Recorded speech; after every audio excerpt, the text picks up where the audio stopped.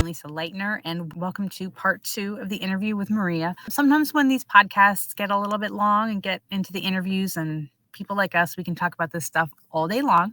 But when it starts to get a little bit long, we divide it into 2 episodes. So that's what we've done here. So enjoy part 2 and enjoy the rest of your day. Anything that we reference will be in the show notes, or you can always look on adayinourshoes.com. You touched on a little bit, you mentioned the word permissive parenting, things like that. So, I mean, let's just get it out there, right? Like, so what you said, like, I'm all in. I've been doing this long enough that I know that, like, it's a thing and, you know, like, it's real and there's the science and the data behind it, that this is where, I mean, this is just where I think society's headed, right? Like, because we are going to follow the science. Like, it's just that's what we do. Yeah.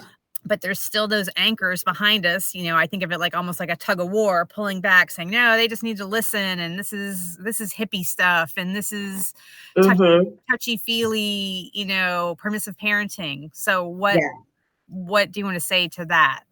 Or what could you say to those who, and even maybe some tips let's take, for example, the mom who is struggling with all the things that you mentioned, right? She's having these constant battles with her kid and she's just kind of at her wit's end and thinks, oh, let me try this, speaks with her spouse. And he's like, you don't need that. He just needs to listen. He just needs to, you know, I think of, you know, the 1950s or even maybe the 1980s or 90s, you know, you smack the kid up the side of the head who has ADHD and say, pay attention. Yeah. Like, you know what I mean? Like, oh, if only it were that simple, right? Right.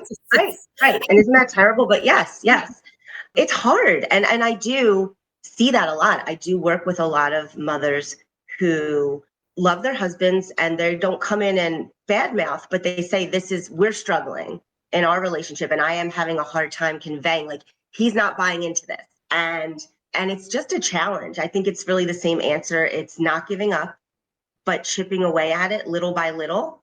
And my hope is that the more I educate the moms and they can start to sprinkle, you know, tidbits into conversation with their spouses or partners, and also maybe demonstrate, like, get a better result right in front of their partner who it might click a little bit, like, oh, it did take an extra 10 minutes, but because she sat down and showed that she actually showed some compassion, and he still put on his shoes, but nobody was screaming. He was calmer faster than, you know, when I yell. And that's going to take time. But I think that seeing it, if the mother can start modeling it, hopefully dad will pick up on it. And a lot of the moms will say, oh, he needs to come see you. He needs to come talk to you. And the most recent thing I've done is create a hybrid program of parent-child, like a parent-child 6-week session, which still is mostly moms, and they can join Exceptional Moms for like 4, you know, they get 4 sessions, and then I work with the child in a small group for 6 sessions. But some moms are saying, well, could we do a separate session outside of Exceptional Moms and my husband will come? So I'm just starting to do those kind of things. So, you know, I think it's a challenge. It's an uphill battle. But my hope is the more people that are educated, it will start to spill over a little bit. And if I get to work with people directly, I'm hoping that I can, you know, get buy-in. But I think the data too. You can't argue with data and science. And this is where the science is leading us. It is. So speaking of, you are speaking at a conference next month already. God, February is already next month. I know. So tell us about that. Yes, it's a PESI workshop online. It's a self-regulation workshop for professionals or parents in regards to working with children who have ADHD, autism, anxiety within the self-regulation realm. It'll have a lot of, you know, good information and science and strategies packed in there. So that's on February 9th. It's virtual, and you can, if you were interested in it, you can find it on the PESI website. And PESI is, for people who don't know? It's a continuing education organization. They have everything from nurses to psychologists to counselors to therapists, constantly doing workshops and educating other professionals on a myriad of clinical and educational topics. I've just witnessed over the years. It's heartbreaking. The kids who need emotional regulation skills, like especially the older ones, like it's so socially ostracizing for them. Mm-hmm. Nobody wants to be friends with the 8th grader who cries in the middle Right. of class. Like Yeah. it's just Yeah. that's good, bad, otherwise. That's just where we are. Like that's just and my heart just breaks for them because they don't want to be doing that, but they can't, and keeping in mind that it's not always just negative emotions. I've had older kids who are like way too happy at things and they're like, oh, he's acting like a baby. Like, why is he so Yes. excited about this? And it's like, Yeah. Yeah. and again, Yeah. it's that socially ostracizing piece that nobody wants to be friends with them because of that. And Right. Especially if they're mixed in, regular education classes with some special ed and they're on the more immature side emotionally.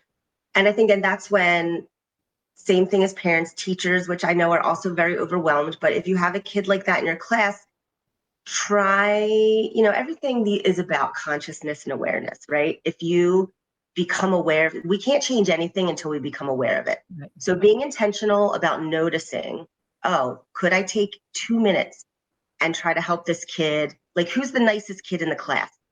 Who's willing to maybe pair up with him and play cards? Something like that. If Right. if educators would take that extra step when they can, that would be so helpful. Just like parents, when they can, even when they're tired and overwhelmed, take the extra step to ask for a play date or look into an activity. I think that's what the best we can do for those kids who are in those situations.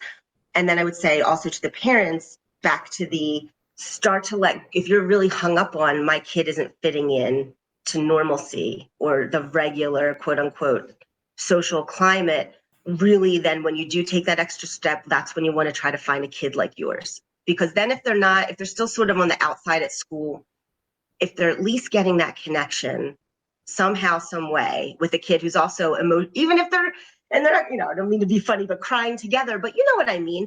Right. Birds of a feather flock together, and it feels that's good. If that's the way that kid needs to relate to somebody that's like him or her, then they should have that. Yeah. Yeah. And I have one child who is neurotypical and one who is not. And those are the kinds of conversations I try to have with him in the car. Like he'll relay a story to me and there's all kinds of bells and whistles going off because I'm like, oh, I know what's going on here. Like, because I've had those kids as clients and trying to probe that. Well, what did you do and how did you react? And did you maybe try to, if he doesn't have any friends, did you try, and it's hard. It's hard because no, I'm not sitting with him at lunch. And I'm like, but you know, you don't necessarily have to sit with him at lunch, but maybe you could sit with, and now he's in high school, but you don't have to sit with him at lunch, but maybe you could sit next to him on the floor at circle time, because others will follow your lead, Yeah. Yes. And I would say it's so worth it to keep having those conversations because in the moment, our kids might say, no, I'm not doing that. And I don't care. But what you're saying is sinking in. And it's more likely that they may actually take your advice, even though it doesn't sound like it. So don't give up and keep having those conversations. And if you're a parent listening and you haven't been talking about this stuff, but it's a concern, start talking about it. And even if they seem very reluctant, just keep chipping away at it and giving little examples and helping them gain some insight into what's going on in these interactions. I mean, I love car talks more than, we're at the point now where it's the time, right? I know it is, and a lot of parents complain about, oh, I have to drive him here and drive him there and everything. I'm like, I love this time. Like, and we're at the point now where we're looking at, he's going to be driving himself soon. And yes, that will be a relief to not have to go out in the cold, dark night and all that. But at the same time, like that car time is so valuable. Yeah, it is. And it's teenagers and older kids are harder to connect to, neurodivergent, neurotypical, right? It's like they get to that age. And I don't think my 15-year-old has told me how he feels in quite some time, even though I'm always asking. He's like, Mom, stop. I know. But I'm fine. Yeah. But back to why the co-regulation works. I didn't even though I've been an OT for years, I wasn't thinking about parenting from that perspective either. Right. Until the last, few years or so. I was so focused myself on the kids I was working with, right? And consulting with parents here and there, but not thinking about that the way we show up, and not just the calm, but that little bit of compassion where you're still saying, hey, I expect this of you, or Yeah. I would like to see this, but you're a good kid. And I see you, and they feel like, if we're always like, you didn't do this and you didn't, it comes from fear, it comes from love, right? Right. It's us worrying, but it comes across as, you didn't do this, you didn't do that. I think the statistic on an ADHD kid being corrected or told they did something wrong, I forget the number, but it's really high. It's crazy Really high. high.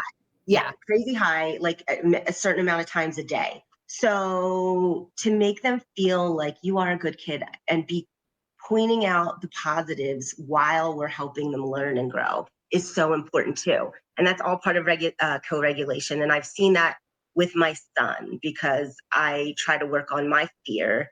And okay, you missed this assignment and you lost this again because he's got the ADHD. But I'm now like, hey, I try to really build him up, and our kids need that. Right. So I just see, as to why should people buy into this? If you try it, give it a try. And doesn't mean, again, you have to get rid of all your rules, but try looking at your kid as a human being and take your fear away and just see them and encourage them maybe the way you would encourage somebody else's kid, because it's often easier because we're not so emotionally tied in, which comes Right. back to the fear. So I just think I see my son opening up. I see him, not all the time, but I see positive changes in our interactions from changing my way of relating to him. Yeah. It definitely it does work. And I know from personal experience that too often the skill set deficiencies that are associated with ADHD are so often portrayed as character flaws rather Yes, than, yes, what it is just a skill set deficiency because my brain is wired different, so that's a very heavy burden to carry, to think that I'm wrong and why can't I do this? Everybody around me is doing this. Why can't I do it? I must be bad. And, yes, it's a yes, lot. yes, yes. That internal guilt and shame, and the being corrected all the time. So if that's what you're hearing from teachers, and that's what you're hearing from your parents, even though your parents love you so much, and actually they're really just worried, but all of the, you didn't do this and you didn't do that, and all of that, of course, it's going to pile on. And so, yeah, that's a big concern of mine too, in more recent years, just the shame, like Yeah. everybody talks about. And the shame comes from the lack of executive functioning. But while we're making sure that kids are more organized and giving them visuals and all the compensatory techniques, we've got to be talking to them about, you are a good kid and you are smart and you can succeed. Yes, it's harder. Yes, we have to put some different things in place than other kids might have to do, but you are capable. We have to, I just think the shame component isn't talked about nearly enough, and it needs to be. Yeah. Yeah. We just had the other day, it was the first day back after break. My son texted us. He had forgotten some sports stuff for after school. And he said, I forgot. Can you bring it to me? And it was like this, like, this is just, I guess, where we are. But like my husband and I had to have this whole conversation about, we know that if we don't take it to him, the coach is going to make him run laps or do push-ups or both, or run suicides, whatever that is. But we know that there's something there that, he's going to suffer the quote unquote consequences. He doesn't have Yeah. ADHD or any executive functioning deficits that are visible. But we had to have this whole conversation of, do we let him suffer the natural consequences, or we just hop in the car and take it to him? And it was just like, you know what? He was just off school for almost 2 weeks, and he's a good kid otherwise, and he's a straight A student. And Yeah. it's Yeah. the first day after break, and he forgot his stuff. Like, Yeah. Yeah. you know, Yeah. Absolutely. Absolutely. Right. And you're so saying, and he doesn't have ADHD, and you're like saying to yourself, why? You almost thought about, not to hurt him, but should we let him experience so right, he'll learn, right? So right, next time he won't forget. right, But even with the ADHD kids, and like I said, I've gone through this with my son, where I mean, I would still get frustrated, but like, he's lost a basketball like 50 times. Like, I keep buying them, and he takes them to the park and he forgets them and loses them. So I'm trying to help him learn, but I used to, I think, speak to him in a way that was just more blaming than I wanted to sound. And that's something I noticed, again, became aware of. And that's just one example. But I think it's okay. There's a fine line with ADHD kids, with the bailing out you can't expect regular results as far as like you forgot your stuff again. Like Right. it's a brain, they're working memory. They're going to have challenges. Right. You should set up things to help them though. So you want them, and then you can't also just enable them and always bail them out either. So Right. it's a balancing act. But It is. yeah, for sure, kids just sometimes need a break. They just Yeah, need a right, break, and right. they just need you to make them feel good. Yeah. Plain and simple. Yep. Make them feel like they're great. Yeah. Goes a long way. So, and he's hard on himself too. So, which we forget that kids are like, we think we're the only ones who are hard on them. And many times in their own heads, they're way harder on them than themselves than we are. Oh yes. Oh yes. Especially the perfectionists, or if they have anxiety and they're straight A students and they feel they already internally the way they're wired is, I have to be perfect, or I really, really worry about those kids. So they especially need to be told it's okay to make mistakes. It's okay. Yeah. So, okay. Well, thank you for being here today. We're going to include it in the show notes, but quickly tell us where we can find you. My website, insyncand.social.com, IN-SYNCAND and the word social. And everything, there's a contact form on there and all the services are listed. Okay. And you're on Facebook? Facebook and Instagram as well, and LinkedIn. And LinkedIn. Okay, great. And like I said, the information for those of you listening will be included in the show notes. So thank you so much for being here. Oh, thanks for having me.